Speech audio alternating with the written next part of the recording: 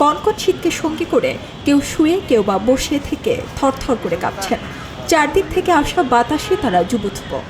উপায়হীন মানুষগুলো এভাবেই রাত কাটাবেন। কষ্টের রাত কোনো রকমে কাটিয়ে দিনের বেলায় আবার পেটের তাগিদে ছুটে চলতে হবে।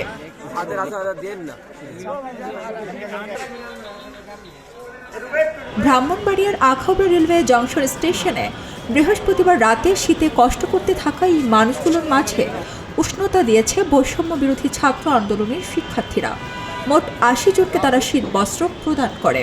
আখাউড়া যারা বস্ত্রহীন অসহায় গরিব দুঃখী মানুষ আছে তাদেরকে আমরা স্টেশন প্ল্যাটফর্মে যারা অবস্থান করছে তাদের মাঝে শীত বস্ত্র বিতরণ করি।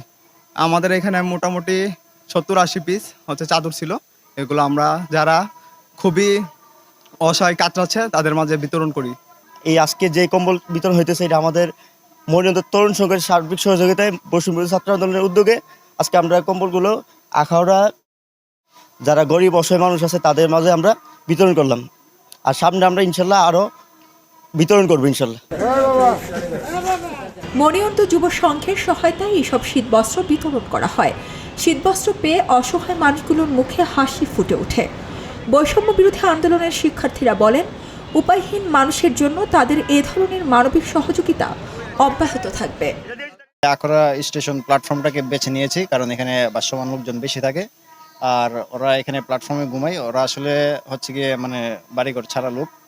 তো আমরা ওদের যে কষ্ট, শীতের যে কষ্টটা সহ্য করে, এটা আসলে সহ্য করার মতো না। এগুলো দেখে আসলে আমরা সহানুভূতিশীল হয়ে আমরা আসলে তাদেরকে সহায়তা করতে চাই। আর আমরা আসলে নেক্সট টাইম এটা শীত যতদিন আছে আমরা এই কন্টিনিউ করার চেষ্টা করব ইনশাআল্লাহ।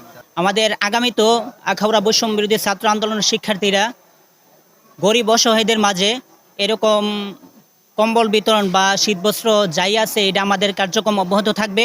আমি চাই এরকমভাবে প্রত্যেকটা ইউনিটে এবং প্রত্যেকটা থানাতে যাতে সবাই এই শীত বস্ত্র বিতরণ যাতে চলমান থাকে, এটা অবশ্যই আমরা সবাই চাই এবং প্রত্যেকটা গরিব মানুষের অনেক উপকার হবে।